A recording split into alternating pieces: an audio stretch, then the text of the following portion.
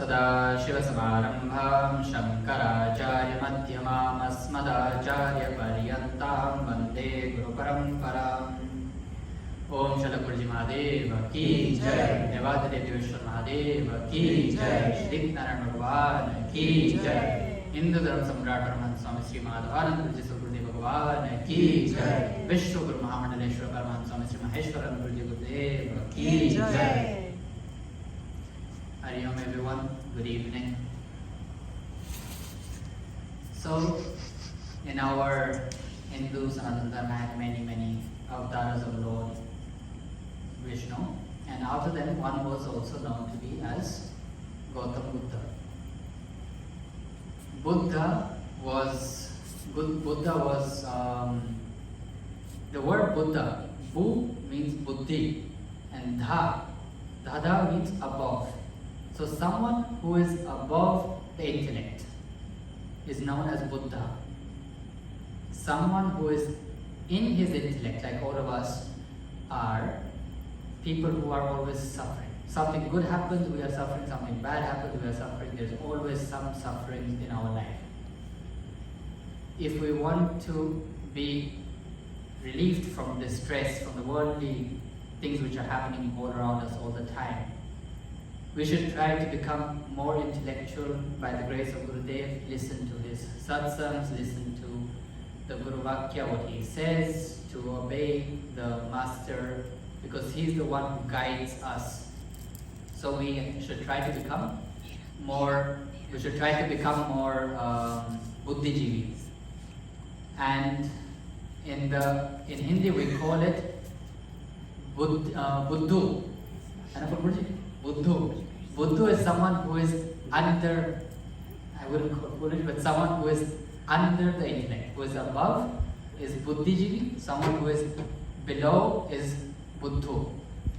So Gautama Buddha, his name wasn't Buddha, his name was Gautama Siddhartha. He was actually a prince, he was a son of a great king.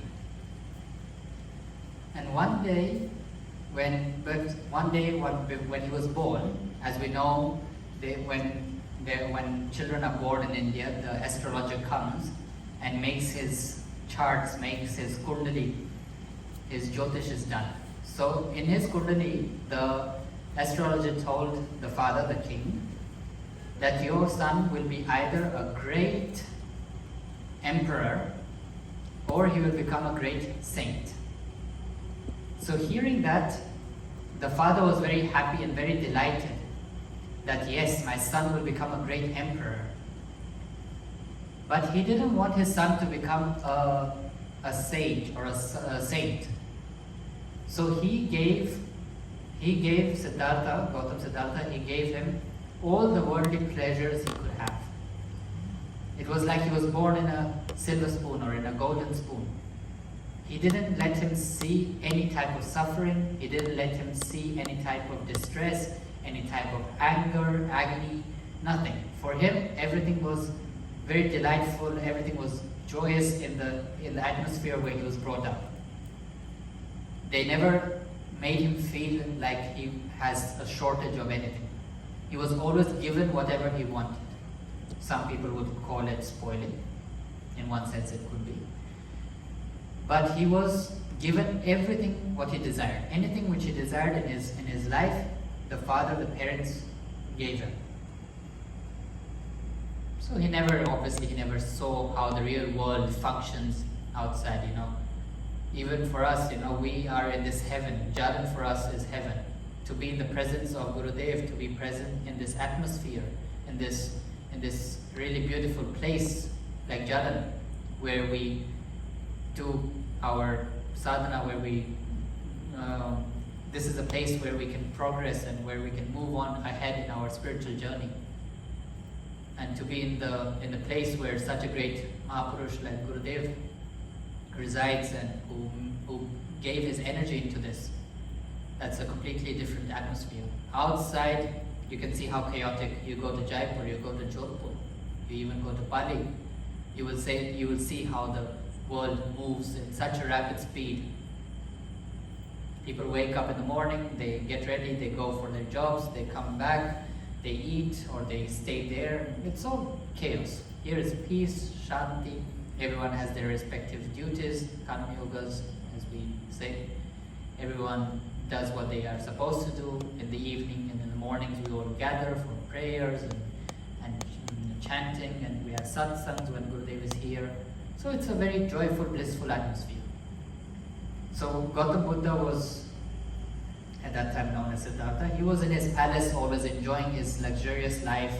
He didn't see that chaotic city, what is outside the premises of his palace.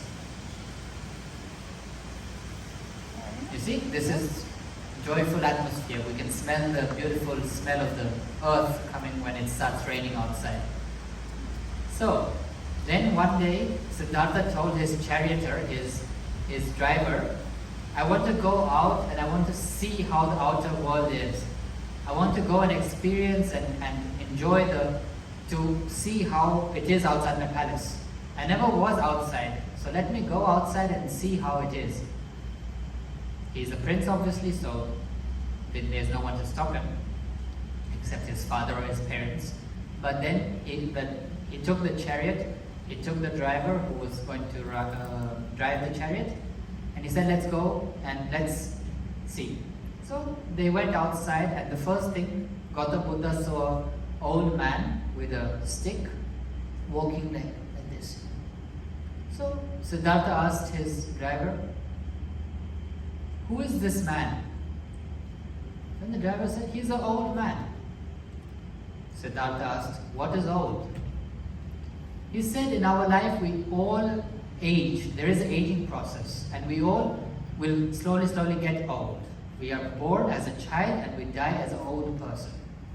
We have lived our life and then we die. We all will turn old. And he said, I'm the prince. Will I also turn like this? Will I also look like this? Will I also walk with a stick? He said, yes. Everyone. This is a normal occurrence with everyone. Everyone will get old once in a while.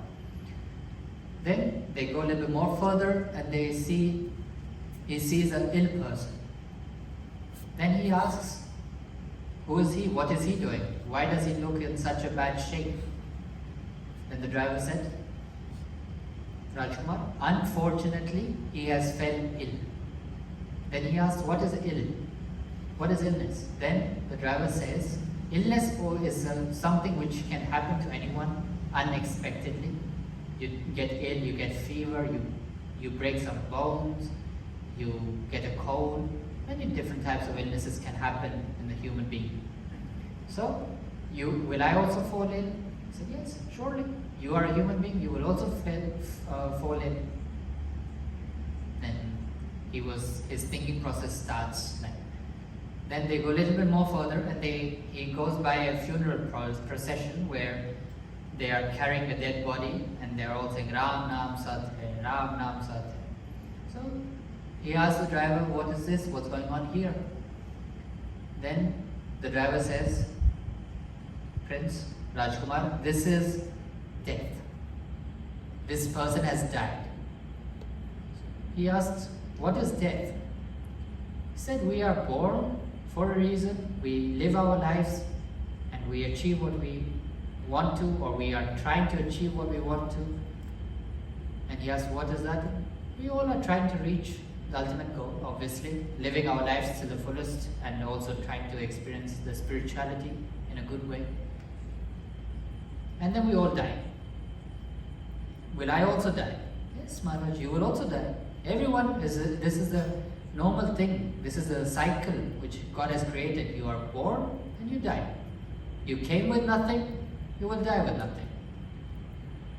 So, this is the thing. You come, you're born with nothing and you die also with nothing. So, what do we try to do? We always like to hold on to things. We try to collect more and more, and we like these things, So then Gautama Buddha said, what did I do in my life?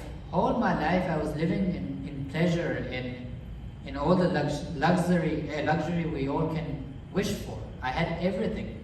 I never had the shortage of anything. And this I want to achieve that ultimate goal of self-realization. I want to know the real purpose of me. The real purpose, I want to know who the God is.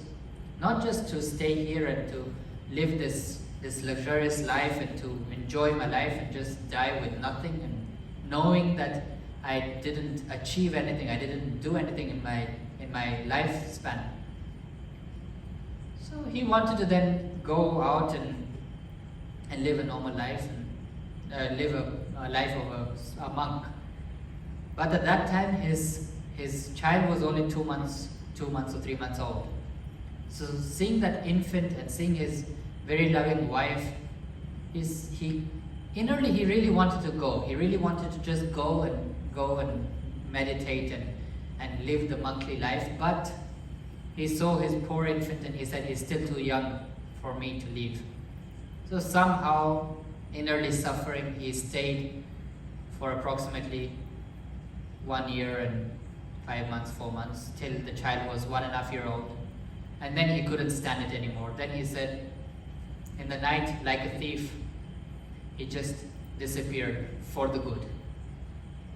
If we wouldn't have Siddhartha, if Siddhartha wouldn't leave at that time, we wouldn't have Buddhism.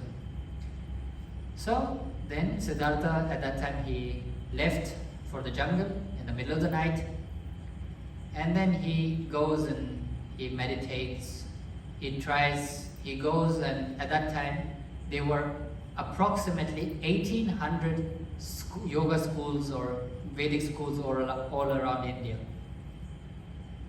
At that time it was like, when you know, like even in our yoga day life, when Vishwa Guruji is going into one thing, it's a vast knowledge just hidden in one word. So in the whole yoga philosophy, in the whole Vedic culture, in all the scriptures, one word has a meaning of Athabandar. It is, you can go deeper and deeper, and it's endless knowledge. So they were, like for example, in our medical world, before olden times, there used to be a Vedya. Any type of illness in your body, they go and see that family doctor or the Vedya or whatever you want to call him. There was one doctor for everything. Now, there's specifications for every single part of your body. You have a doctor for your brain, you have a doctor for your eyes, you have a doctor for your knees, you have a dentist for your teeth.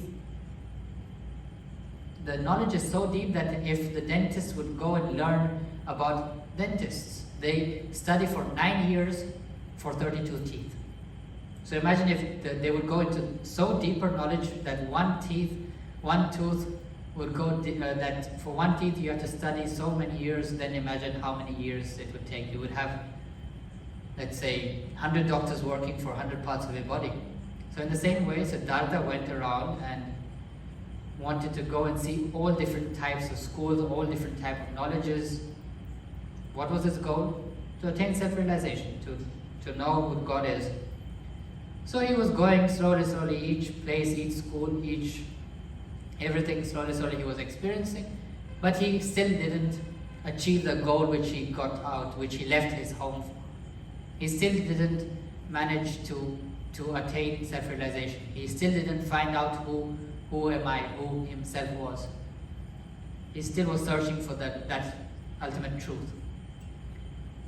So then he decided to take a more rigorous journey in his life. He went on the path of samana, which is basically like a bhikshuk life. But bhikshuks are still people, monks, who go and still go at doorsteps and ask Bhavatima Bhiksham. They will still go and ask for food. And then people give them food and they live on that. But the monks who are on the path of samana, they don't ask for anything. They will continue their journey. They will keep on walking, endless walking. But they will not ask, they will not be like bhikshuks and going asking. At that time, there was still kindness. So when they would see someone on the path of samana, they knew that he would not come and stop by and ask for food. So they all would go after them and stop them and then offer them food, and that's how they would live. They used to stop, the person used to run after them, stop them, give them food and please eat, and that's how they they lived the life of samana. Now if there would be some monk who would try this path of samana, what would happen? He would starve to death. There is still kindness in this world, obviously, but not that type of shraddha bhav towards a saint which used to be at that time. It's much less in Kali Yuga. But Siddhartha took this to another extreme level. When someone used to run after him, he didn't stop and wait and accept the food. He just kept on walking. You run and give him, fine, but he wouldn't stop even if you would offer him food. He was just continuously walking and walking and walking and walking. And one day it came to that point where he was like a skeleton. He was so thin you could literally see all his bones. And he was completely tired, but still, he didn't want to give up. Then came one river, which is now not anymore existing, it dried up unfortunately. But that river, he came and he wanted to cross that river. And at that time, when he wanted to cross the river, he didn't have any energy left within him. He completely collapsed. And he then kept hold of, this is nature, you see. Electricity comes and goes. Life comes and goes. No problem.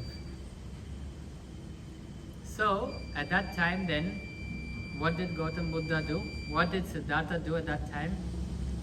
He was a person who didn't let go easily.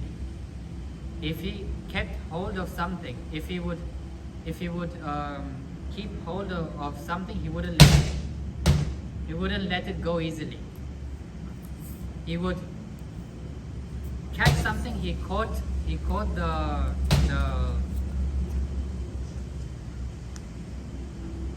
life is always with ups and downs, you see.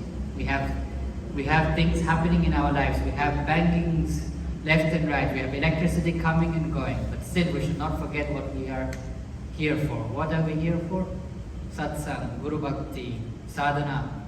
We should not forget our path. We should not forget what we are here for. Doesn't matter how many distractions happens on your left and right. Keep on going. In the same way, where was we? Where was I? Buddha was trying to cross that river. And at that time, when he was crossing the river, he didn't have any energy to cross and he fell down.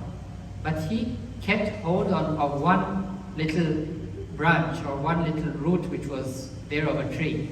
And he was a person who wouldn't easily let go. So he was holding it very tight. He said, no, doesn't matter what happens, I will cross this. And at that time it hit on his mind. I tried studying all the scriptures. I tried going to all different types of schools. I tried the path of samana where I completely rigorously gave so much pressure on my body that now I don't have any energy left. Then he decided he would try samadhi. He would try to go within himself. He said, I tried everything outside. I tried all the external possibilities to reach. But now I will try within. I will go within. I will do something inside of myself. I will try to search for God within me. So then he crossed, then he got some energy from somewhere. He went step by step and he crossed that river. And then he sat under a tree. And this was a famous tree which we all know, which is in Bodh Gaya, which was where Gautama Siddhartha attained self-realization. When we take a decision, and if we don't go away from that path, if we decide that this is my ultimate goal and we don't give up, there will be many problems, there will be many distractions, there will be many ups and downs. But if you have a goal, if you have something set in your head, that this is something which I want to achieve in my life, with Dhrada Nishchay, with Guru Bhakti, with knowing that this is the ultimate goal, no one in the world is capable to stop you. Gautama Buddha decided, I will not get up, I will not move, I will not sleep, I will not do anything till I don't achieve my goal. He sat once and he didn't move. And it is said that he was there for a long, long period of time. I don't know how many years. But when you're hungry, when you're tired, when you're completely like this, even 2 minutes would feel very hard to sit in a straight position, meditating. Then he attained self-realization, he got the ultimate goal, he reached that goal, and at that period when he was doing his Samanapat, he made, I think, 5 disciples at that time. So all those 5 disciples were with him, and they saw that for so many years he is into meditation, he is into Samadhi.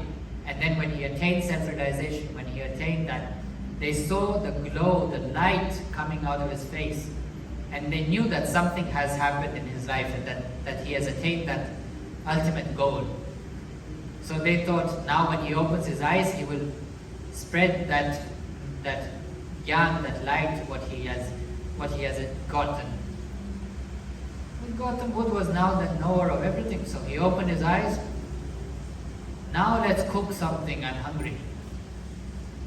So the disciples were like, we were waiting for this. We were going after him for so many years, and he was starving, and he was not accepting food, and we were starving, and now when he attains self-realization, something is, I think, wrong with him. Now when he attains the ultimate goal, instead of preaching us, instead of giving us the gyan, he's saying, let's cook something, I'm hungry. So then they decided to leave, for so many years they stayed with him because they were expecting that gyan. And then now when he got that gyan, they leave him. They should have just stayed with him, but whatever. So then slowly, then he started spreading his gyan. And one day he went near a bank of a river, and then he went and sat under a tree. Nowadays we are fortunate enough, that's what I say, we should be grateful for what we have. We should not expect for too much. We should be grateful that we have a roof on our head, and we have a place to sit, and we have clothes to wear, and we have food to eat. At that time there was not many places to stay, so he was sitting under a tree. And one astrologer came, and then astrologers are people who are very, as we know that Vishnu Guruji also knows, has a great knowledge of Jyotish. It's in his family, his brother, his father was a great Jyotishi. So astrologers could see you and would know what you are. So astrologer came to have a bath in the river where Gautama Buddha was residing somewhere nearby, and he saw a footprint. And just by seeing the footprint, he saw that this is a footprint of a great emperor. So he wanted to go and see he was wondering, great emperors live in palaces. How come there's a footstep of a great emperor with somewhere here in the middle of nowhere? So he wanted to go and see with his eyes who is that person.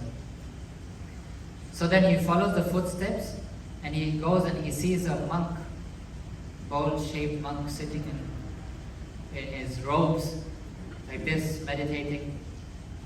He was like, either something is wrong with, either I'm hallucinating, something is going wrong with me, or the vidya, my Jyotish vidya is messed up, because something is wrong. I have clearly seen in the footsteps that this is a footstep of a great emperor, and this is a monk who has renounced everything. So he asked Gautama Buddha, who are you, Maharaj? In your footsteps it's showing a great emperor, but you are sitting here with nothing.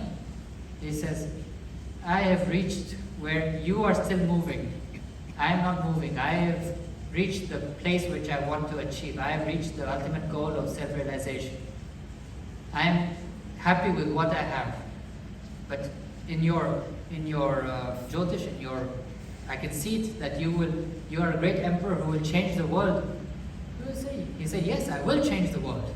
But it depends on which way. Not by conquering, but by accepting more and more people, by spreading the light to the people and bringing, this is what Vishnu Guruji is doing. He's not conquering the world as the normal people would do. He's spreading the divine light of Sri Mahaprabhuji, of our parampara. He's spreading this great knowledge to the whole world, and by bringing people towards spirituality, by spreading this Jnanamrit, he's making his own community, and he's bringing his own disciples near him, and this is what Gautama Buddha did. now for us, the greatest God, the greatest Guru, the greatest everything, who is more, for me, who is more than anyone, is our beloved Gurudev. He has brought in such a big change to this humanity, and without him, probably we wouldn't be all sitting here. So, by the grace of Gurudev, with this is all his divine lila, we all are present here, and we should be grateful for that. We all are in ashram, living here happily, blissfully, and following the path of spirituality. Have a wonderful evening, day. Much love. Hari Om. Swasti prajabhyam paripalayantam nyayena margena mahen mahesha go brahmanebhyo shubhamastu nityam loka samasta sukhino bhavantu. Om Shanti Shanti Shanti. Om Shalak Puri Ji Mahadeva ki jai. Devadadev Deveshwar Mahadeva ki jai. Shri Narayan Bhagwan ki jai. Hindu Dharma Samrat Paramahansa Swami Sri Madhavanand Puri Ji Gurudev Bhagwan ki jai. Vishwa Guru Mahamandaleshwar Paramahansa Swami Sri Maheshwaran Puri Ji Yogaraj ki jai. Har Namah Parvati Padaye Har Har Mahadev.